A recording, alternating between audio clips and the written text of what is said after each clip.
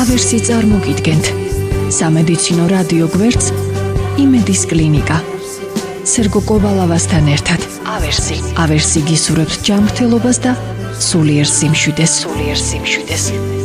ავერსი იმედის კლინიკის სპონსორი. მოგესალმებით, სერგო კოვალავა, რადიო იმედისა და ავერსის კლინიკის ერთობლივ სამედიცინო გადაცემა იმედის კლინიკას უსმენთ.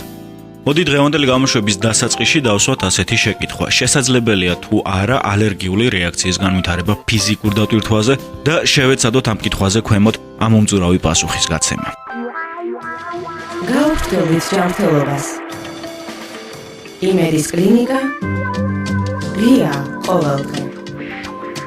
მას შესაძლებელია თუ არა ფიზიკურ დატვირთვაზე ალერგიის განვითარება. ერთ-ერთი პაციენტის ჩანაწერში ვკითხულობთ. მე გადავწყვიტე სახლის პირობებში ფიტნესით დაკავება. შევიძინე სპეციალური ვიდეო ჩანაწერით, ჩავრთე და დავიწყე ვარჯიში.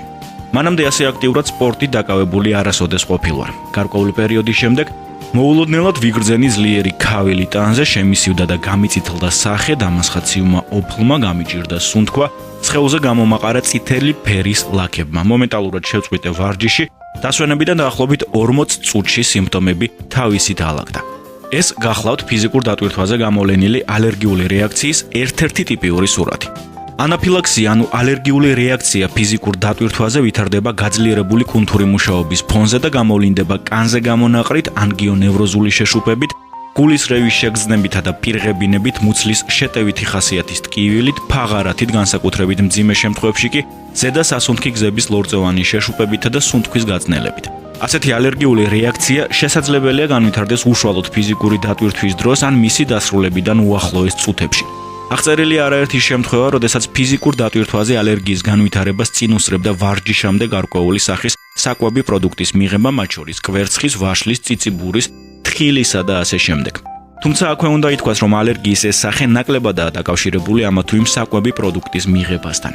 იმ პაციენტთა დაახლოებით 2/3-ს, ვისაც აღენიშნება ალერგია ფიზიკურ დატვირთვაზე, გამოვლინდება ამა თუ იმ ალერგიული დაავადების ოჯახური ანამნეზი. პაციენტების 1/2-ში კი გამოვლინდება სხვა სახის ატოპიური პათოლოგიის არსებობა, მათ შორის ბრონქული ასთმა, ატოპიური დერმატიტი და სხვა. იმედის კლინიკა სერგო კოვალავასთან. ფიზიკურ დატვირთვაზე განვითარებული ალერგიული რეაქციის ზუსტი მექანიზმი დღეს საბოლოოდ ამოხსნილი არ არის. ცნობილია, რომ გაძლიერებული კუნთური მუშაობის შემთხვევაში სისხლში იმატებს ისეთი ნივთიერებების კონცენტრაცია, როგორიცაა ჰისტამინი, ლაქტატი, კრეატინფოსფოკინაზა.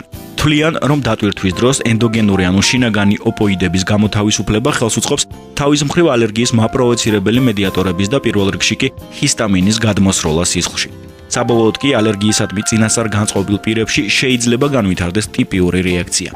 აღსანიშნავია, რომ ფიზიკურმა დატვირთვამ შეიძლება დაამძიმოს უკვე არსებული ტიპიური დაავადებები და ამის ნათელი მაგალითია ბრონქული ასთმით შეპყრობილ პირებში მდგომარეობის მნიშვნელოვანი გაუარესება კუნთური მუშაობის შემთხვევაში.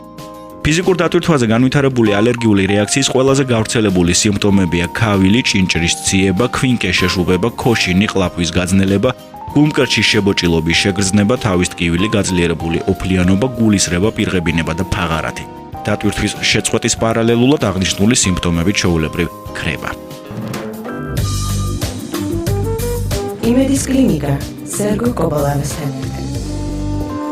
სტატისტიკის მიხედვით ანაფილაქსიურ რეაქციას ყველაზე ხშირად იწვევს სირბილი, ხელბურთი, ფეხბურთი, თხილამურებზე სრიალი. ფიზიკურ დატვირთვაზე არსებული ალერგიული რეაქციის მკურნალობა თითოეული პაციენტისთვის ინდივიდუალურად უნდა იყოს შერჩეული. დატვირთვის სიხშირე და ინტენსივობა, რაც არ იწვევს ალერგიული რეაქციის პროვოცირებას, კონკრეტული ადამიანისთვის ასევე ინდივიდუალურია, ამიტომ არანაირი ზოგადი რეცეპტი არ არსებობს. ნებისმიერ შემთხვევაში თუ თქვენ შეამჩნიეთ, რომ ფიზიკური დატვირთვის დროს რეგულარულად გამოგივლინდებათ ზემოთ ჩამოთვლილი სიმპტომები, რომლებიც თავისით ქრება დასვენების შემდეგ, აუცილებელია სპეციალისტთან ვიზიტი. გავრცელებით ჯანმრთელობას. იმედის კლინიკა ღია ყოველდღე. იმედის კლინიკის დღევანდელი გამოშვება საკმაოდ საინტერესო თემას დაეთმო. შეიძლება თუ არა განვითარდეს ალერგია ფიზიკურ დატვირთვაზე? პასუხი ცალსახაა. შესაძლებელია იმ პირებში, ვინც წინასწარ განწყობილია ასეთი რეაქციებისადმი. ბოლოს კი ორი სიტყვით ჩვენ ავერსის პრეპარატზე ვისაუბრებთ. ავერსის აფთიაქი. კაფსიკამი.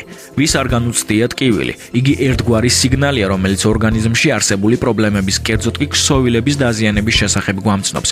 მას დამცველობითი ფუნქცია აქვს და გვაფრთხილებს, რომ ტკივნეულ ადგილს შველა სჭირდება.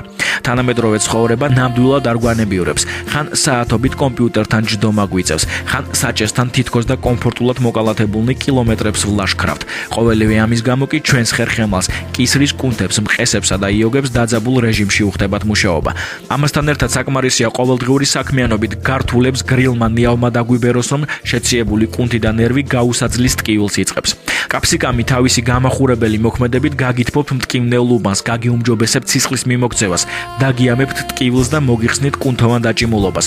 თქვენ მალევე იგრძნობთ შვებას და შემაწუხებელ ტკივილს გამოემშვიდობებით. კაფსიკამი გამოიყენება როგორც ტკივილგამაყუჩებელი საშუალება რადიკულიტის, ნეკნთაშუა ნევრალგიის, რევმატოიდული ართრიტის, ოსტეოქონდროზის, რევმატიზმისა და მიოზიტის დროს. ხოლო თუ სპორტულ ცხოვრებას ეწევით, იცოდეთ, ნებისმიერ დროს დაგეხმარება თქვენი მეგობარი და დამცავი მალამო კაფსიკამი, რომელიც მოგიხსნით დაჭიმულობას და კუნთებისა და სახსრების ანთებისგან გიხსნით. ავერსის აფთიაქი. დღეს ამით ამოუწუროთ იმედის კლინიკა. ნახვამდის. ავერსი წარმოგიდგენთ სამედიცინო რადიო გვერდს იმედის კლინიკა. სერგო კოვალავასთან ერთად. ავერსი გისურვებს ჯანმრთელობას და სულიერ სიმშვიდეს.